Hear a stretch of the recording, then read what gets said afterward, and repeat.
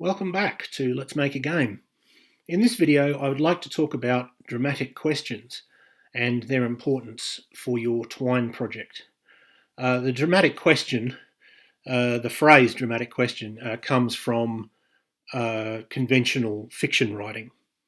So, firstly, I'd like to define it. I'm going to define the dramatic question as the stakes of the story expressed in the form of a question. So, will the main character defeat the monster or be killed? Could be the dramatic question for a sort of fairly conventional fantasy story or something like Beowulf. Will these two characters end up getting together? Might be the dramatic question for a romance. Now, in conventional stories, the dramatic question is not really a question because we know how the genre works and we know that in a romance the two characters are going to get together, and we know that in a detective story the detective will discover who the murderer is. In Twine projects, the dramatic question really is a question because we generally are going to include sort of failure endings, right? If the aim of the story is for you, the hero, to kill the evil wizard, we're going to have endings in which the evil wizard kills you, or you die on the way to the evil wizard's tower, or you otherwise fail in your quest.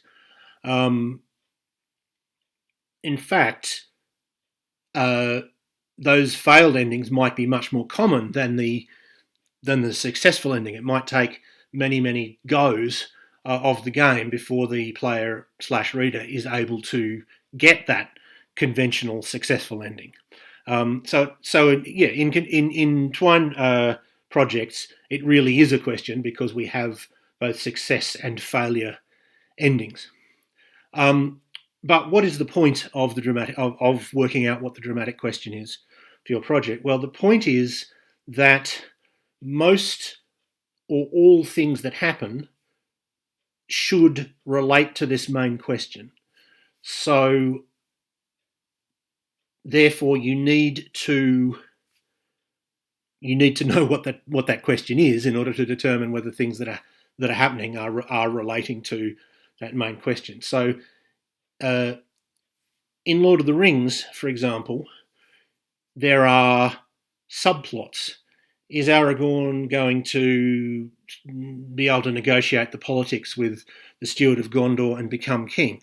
Is Gollum going to be able to overcome the corruption that he suffered as a result of having the ring? And others. But those subplots relate to the main dramatic question. The main question in Lord of the Rings is, are they going to be able to destroy the ring? And what happens with Aragorn affects whether they're going to be able to destroy the ring. Whether Gollum can overcome whether his better nature can overcome his sort of evil, corrupted nature affects whether the ring is going to be able to be destroyed. Whereas you also have the romance between Aragorn and Arwen, and the outcome of that doesn't really relate to the main question. Aragorn and Arwen not getting together isn't going to mean that the ring is less likely to be destroyed, and them getting together doesn't mean that the ring is more likely to be destroyed. And as a result, it feels less important. It seems to me, at least, as someone who's not particularly into romance, so this is a very subjective opinion, but it feels to me less important. And the reason for that is, I think, because it doesn't relate to the main dramatic question. So you should know what the dramatic question is for your project. You should establish it early, generally speaking, because without establishing it early, the story might seem pointless. People have a certain sort of tolerance. They'll read for a little while, but eventually, and quite soon, they want to know, okay, what's this about? And what they mean by what's this about is sort of what's at stake here, what's the main conflict, or what's the dramatic question. Now you can subvert the dramatic question. So you might want to start off as, will the main character kill the monster? Oh no, actually the monster isn't really monstrous, and the monster is the victim of some other character, or perhaps the people who are saying the monster is a monster are the actual villains of the story, right? So you can alter the dramatic question as you go, but altering the dramatic question or subverting the dramatic question is different to ignoring the dramatic question. If your main character goes on a quest to kill the monster and it turns out the monster isn't a monster, that's fine. That's still addressing the question. Whereas if your main character goes on a quest to kill a monster and ends up in a village and then gets really caught up in this rivalry between two characters in the village, that's ignoring the question. And that's going to seem weird, even if the new plot or the side plot, even if it's interesting and well written in and of itself, and even if it has stakes in and of itself, and even if it has a dramatic question in and of itself, if people have sort of been told the dramatic question is going to be this, and then that dramatic question seems to be being ignored in favour of something else, it's going to seem, or it's very likely to seem, pointless or meandering, or what's the point? What's the point of this bit? This bit should be cut. Can't he just go on and kill the monster? So subverting is different to ignoring the dramatic question. Subverting is fine. Ignoring is often not fine. I mean, there's a certain tolerance of, people are fine with a certain amount of subplot and a certain amount of discursive, taking side paths, I suppose. But the more you do that, the more danger you are in of seeming irrelevant or making the reader/player ask what the point is. Now, Twine projects, you can place them on a sort of spectrum from game-like to story-like. The project that I've been showing little bits of and that I have available for download in this series is very game-like. And what I mean by that is it's not really about character. What is the name of the main character? Why are they going into the underworld? What do they want this money for? What sort of person are they? These questions certainly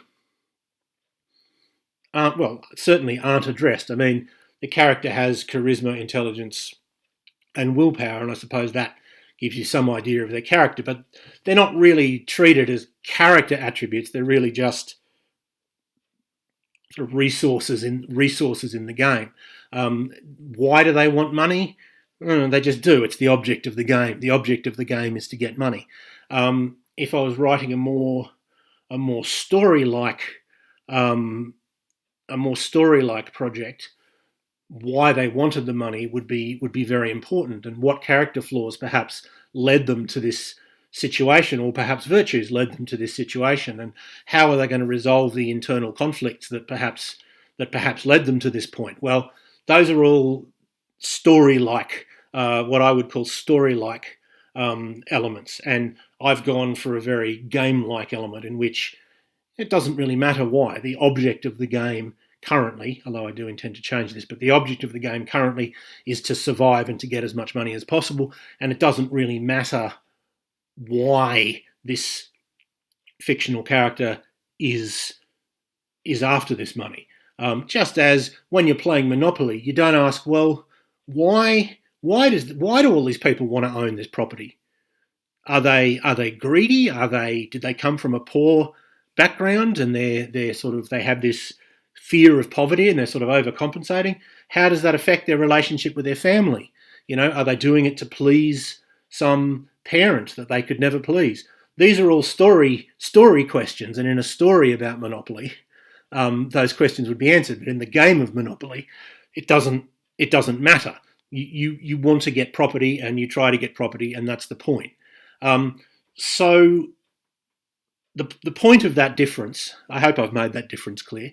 The point of that difference is that if you have a game-like project, you probably don't have to. I mean, you still have to think about it, I think, but it's a lot harder to get off track. The dramatic question in the game that I've been doing is the character going to be able to survive their expeditions into the underworld, and are they going to be able to come out with as much money as possible? Or alternatively, are they going to die in the underworld? And everything that happens hopefully affects that outcome. And there's not a lot of temptation to do otherwise, because I don't have side characters, I don't have plots, I don't have decisions about, you know, what is this character like, or I don't have non-player characters that I might get sort of too interested in and want to get into in too much detail and so on. Whereas if I was making a more story-like game, well, I would have those temptations. I would be tempted to go, well, I want to think about the character's relationship with their parents, and I want to delve into that. Well, that's fine if the dramatic question is, can the main character resolve their relationship with their parents? But if the dramatic question is this character going to die in the underworld, it doesn't really matter whether they can resolve their conflict with their parents. And a little bit of that, you know, gives characters character, and it can be interesting. But too much of it, when you've established that the dramatic question is the character going to die, and people are going to find it irrelevant and go, why are we concentrating on this? I thought this was about whether the character was going to live or die. So, in short, you should think about where your project is on the spectrum from sort of game-like to story-like. I mean, they're all of them are both, of course.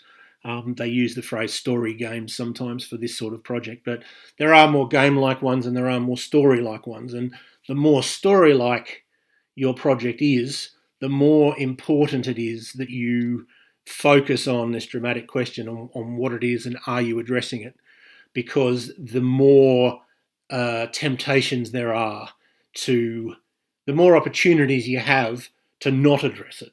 If you're writing a game, it almost automatically, a game-like project, you're almost going to address those things automatically. So in conclusion, when you are writing your project, please bear in mind what the dramatic question is. Please know what the dramatic question is. Please make sure the dramatic question doesn't change from one part of the story to the next. If you do change your mind, please go back and, you know, make sure that you establish whatever your new dramatic question is. Make sure you establish that as the dramatic question at the start. Don't just start with one and move to another. You can subvert the question. That's a different thing. Subverting the question is fine. I mean, it can be done well or badly, but there's certainly no problem with it. It's not a problem as such, but ignoring the dramatic question is a problem as such. Think about whether what you're creating right now relates to that dramatic question, and if it doesn't, bear in mind that you run the risk of it seeming irrelevant to the reader/player, and, you know, ask yourself whether you can get rid of that side element or make that side element relevant to the main dramatic question.